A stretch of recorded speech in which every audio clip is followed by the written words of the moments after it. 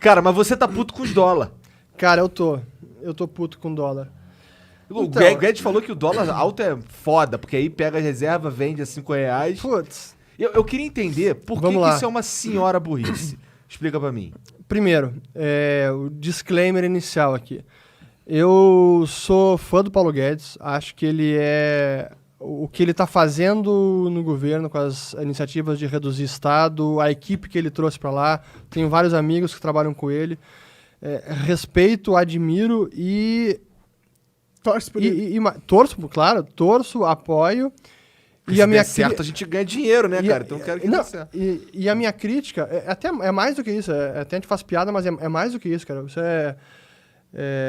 não dar certo pode ser um revés muito grande pro país. Sim. E é por isso que eu torço, e é por isso que eu sou crítico também, porque, na minha opinião, isso pode ser um revés e pode prejudicar o governo, esse dólar como está agora, e que eles estão deixando correr solto. Por quê? Então, e é que tá, aí é uma crítica, outra rixa dos austríacos com monetaristas. O Paulo Guedes é um monetarista, escola de Chicago. Quando o cara é monetarista, o que significa? É da escola de Chicago, onde o principal expoente é o Milton Friedman. Entendi, mas eles são muito ligados à moeda, eles acham que a Sim. moeda é muito importante. É isso? Sim, exato. E eles têm algumas ideias com relação à moeda que divergem dos austríacos. A começar, o próprio Banco Central, para eles é ok o Banco Central. O austríaco tem muito mais problema com isso, monetarista bem menos. Mas em termos de política monetária, os monetaristas são muito fãs da taxa de câmbio flutuante. Então você tem, em política monetária, você pode... ou você tem a taxa de câmbio flutuante e você tem a taxa de juros independente, você muda como quiser e segue a meta de inflação, ou você tem a taxa de câmbio fixa, atrelada a alguma outra moeda, normalmente o dólar, e a taxa de juros é consequência da taxa de câmbio fixa. Normalmente acaba seguindo a política monetária lá fora. Então segue a taxa de juros da moeda âncora. Quando o câmbio é flutuante, aí o câmbio é consequência da taxa de juros. É o inverso. Que é como é no Brasil? Que é como no Brasil. Como é na maior parte dos países hoje. Tá. São poucos que... alguns ainda têm moeda que eles chamam de PEG, né? Pegged to the dollar. Lastreada, A China atrelada é assim? ao dólar. Não oficialmente, mas na prática sim. Entendi. Porque eles são acusados de manipular a moeda. Né? É aí que está o ponto. Na prática, todos manipulam moeda. É apenas uma questão de grau. E mesmo esse sistema de apenas... vamos apenas olhar a taxa de juros e meta de inflação e foda-se o câmbio é flutuante e vai para onde quiser. Na prática não é bem assim, porque tudo tem relação também. E a própria taxa de câmbio, cedo ou tarde, acaba pegando na inflação. Porque a economia, no mundo todo, é dolarizada. Então, algumas mais, outras menos. Mas preço de commodity global é precificado em dólar, é petróleo, algumas commodities agrícolas, aço, cara, é muita coisa. Então, por conta disso, a depreciação do câmbio aqui imediatamente afeta alguns preços na economia. Em algum momento isso vai bater no IPCA, que é a meta do governo. Nesse momento, o nosso governo, o nosso Bacen, o Banco Central, está sendo beneficiado pelo choque de oferta do coronavírus, choque de demanda do coronavírus, que faz com que caia o preço do petróleo, caia o preço de alimentos e, por algum momento, talvez esse câmbio alto não bata na inflação ainda. Mas esse é apenas o efeito na inflação, porque o efeito imediato é que o câmbio depreciado ele acaba empobrecendo todo mundo. Cara, hoje chegou a 4,66 e... Principalmente os gamers. Cara, mas não apenas gamers, cara. Tudo que é importado, tipo serviço de hospedagem de site, Amazon Web Services, tudo que é serviço de TI praticamente é dolarizado. Toda a economia sente na hora. Então tem vários serviços, vários outros produtos importados, na hora isso afeta a economia e isso empobrece a população. E qual é a minha rixa com o Guedes e com o Roberto Campos Neto agora? Por que eu tenho criticado tanto? Porque, sim, a política monetária é câmbio flutuante. Mas, mesmo assim, você pode atuar no câmbio de forma indireta e com a comunicação também. Banco Central, hoje, a prática de Banco Central é um pouco arte, um pouco ciência. Até mais arte do que ciência. E uma das características de banqueiro central, ou uma das ferramentas, é a comunicação. O que eles chamam hoje de, para ficar bem bonito, é o forward guidance, a orientação prospectiva. Que isso? É, bonito, Que né? coisa linda. Isso quer dizer, cara, o que você falar tem importância. Como assim? Em termos de Quem política... falar? Exatamente. Esse Bolsonaro. É o ponto. Esse é o ponto. Então, especialmente um ministro de Fazenda ou um presidente de Banco Central, cara, o que ele falar tem muita importância para o mercado. Então, quando o Paulo Guedes fala, não, o câmbio tá ok, subiu um pouquinho, vai subir um pouco mais, tem que se acostumar agora, baixou os juros, apertou o fiscal, essa é a consequência natural, o câmbio subiu um pouquinho, o que eu concordo. Mas vai subir 4,5 ou vai subir a 5, chega a 5, pode especular, a gente vende reserva, não sei o quê. Cara, isso é uma cagada gigantesca, porque isso é convidar o mercado a testar esse limite. Pô, essa Porque sinalização o que ele fala tem peso. Tem peso. Então, se o próprio ministro da Fazenda está dando essa sinalização que o limite pode ser 4,5 ou pode ser 5, o mercado vai testar esse limite. E a quem interessa subir pra caralho? Então, aí acho que aí entra na questão da teoria econômica, porque os monetaristas e a maior parte dos economistas, à exceção dos austríacos, encara o câmbio depreciado como algo que pode melhorar a economia, porque vai fomentar exportações, vai melhorar a indústria, então no curto prazo pode ter efeitos benéficos. O que para mim é uma balela e os austríacos rechaçam isso veementemente. E a empiria comprova isso também. Se olhar os dados das economias, isso na prática não acontece. É uma das grandes falácias que seguem sendo propagadas pelas faculdades de economia e por economistas e políticos e banqueiros centrais. Mas então tem essa vertente que acredita nisso. Cara, se o câmbio depreciado pode dar uma ajudinha na economia. Então deixa correr, não tem problema. Esse é o primeiro ponto. Só que o segundo, e aí entra a questão da comunicação e a sinalização, é que o governo não tem controle total sobre o câmbio. E a gente pega um momento que a gente está agora do mundo com incertezas globais, coronavírus, econômicas, mercados lá fora esticados. Aqui, a nossa taxa de juros está na mínima histórica e mais baixa que outros países emergentes similares ao Brasil, tipo México.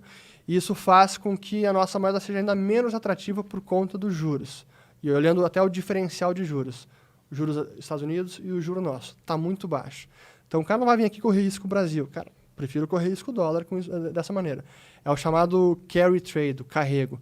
O cara se endivida numa moeda mais forte com juro baixo e investe em uma moeda não tão ruim, não tão boa, com juro mais alto, faz a proteção, o hedge, o seguro, e mesmo assim consegue ter arbitragem. Essa operação praticamente sumiu porque o juro aqui está muito baixo. Então, isso afugenta mais capital. E aí pressiona mais o câmbio. Sobe mais. E como o câmbio não é uma ciência exata, assim, o cara, vou definir nesse patamar e consigo segurar e, cara, pode perder o controle. E é o que aconteceu agora. E a minha crítica é, isso aconteceu porque o juro está muito baixo, baixou demais, e a comunicação está muito ruim. A comunicação com relação à moeda está muito ruim, está sinalizando ao mercado, cara, aqui o câmbio vai correr e vamos para o braço. Você diria que o juro tá baixo pra caralho de forma artificial? Sim, e isso o próprio Banco Central diz. Porque na ata do Copom, o Comitê de Política Monetária, eles estão dizendo lá, não, que a taxa de juros foi definida nesse patamar, que é um patamar estimulativo, palavras textuais do Banco Central, e abaixo da taxa estrutural da economia. Ou seja, o que os fundamentos da economia diriam que é a taxa correta, eles socaram abaixo disso. Eles dizem qual que é a taxa correta? Eu nunca vi qual é o nível correto. E até calcular esse correto não é algo simples assim. Entendi. Mas enfim, então isso faz com que o câmbio tenha corrido e acabou fazendo com que o real hoje é a pior moeda de 2020, é a que mais se depreciou frente perdeu para todas as moedas. Então a que mais se depreciou frente ao dólar. Já perdeu para o rand sul-africano, para o dólar da Namíbia, para a Turquia, para tudo. Só não perdeu ainda para o bolívar venezuelano, só esse. Existe alguma previsão de recuperação do real? De uma valorização? Essa é um pouco da expectativa. Assim, quando uma economia começa a crescer e se reaquecer, é natural que volte fluxo de capital, que a conta corrente fique mais negativa, que a exportação de bens e serviços de um país, e venha mais fluxos de capitais, tipo financiando as empresas, investindo em empresas, e esse capital que entra no país costuma apreciar a moeda. Isso tende a acontecer quando o país começa a crescer de forma mais robusta. Só que não aconteceu isso ainda. Então, acho que vai acontecer, a gente está no período de recuperação da economia, acho que muita coisa melhorou, mas não acelerou ainda. Existe uma ideia de qual seria o preço real, por assim dizer, do dólar? Deixa eu pegar uma cerveja aqui. Fica à vontade, cara. Uma vez um amigo me falou que esse valor, há um tempo atrás, na real, estava por volta de 3,50 pro dólar. Tá certíssimo. É isso? Hoje eu calculei hoje até. Tá em torno de 13,57, 13,58 agora. E aí, como é que se calcula isso? Tem a chamada... Pô, cara, tá sendo uma aula de economia aqui, hein, cara? Aí sim, isso é ótimo. Tem a chamada teoria da paridade do poder de compra. O que ela diz? O nome é bem autoexplicativo, bem interessante. Que o câmbio entre duas moedas é definido pela razão entre o poder de compra das duas moedas. Então, um dólar compra tanto, um real compra tanto. Divide um pelo outro, essa taxa de câmbio. Mas qual que é o parâmetro? Já vou te explicar. Comida, bens materiais. Já vou te explicar. Então, por exemplo, tem uma forma fácil de fazer isso, que aquela revista britânica The Economist usa, que é o índice Big Mac. Cara, quanto é que é o Big Mac lá fora e o Big Mac aqui? Divide um pelo outro, aqui acho que está R$19,90, se eu não me engano. Lá fora está 5,5. Então, o câmbio entre o real e o dólar seria 5 e alguma, seria 4 e alguma coisa, 3 e alguma coisa, de acordo com o Big Mac. Entendi. Essa é uma forma, um bem específico. Entendi. Que é basicamente igual nos dois países.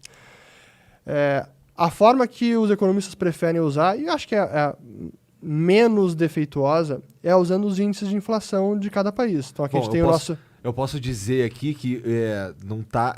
Assim, o dólar, de fato, o real, então, de fato, tá incrivelmente depreciado, porque eu fui comer um McDonald's lá que é tido como algo incrivelmente barato e eu gastei uma grana pra comer um quarteirão, sabe? Em real. Caralho, em real eu gastei uma grana. Eu fiquei, nossa... Não, cara, vou ali no mercado comprar um pão e uns queijos, que é melhor, cara. Então, qual é que é a melhor medida para fazer verificar qual seria a paridade de poder de compra?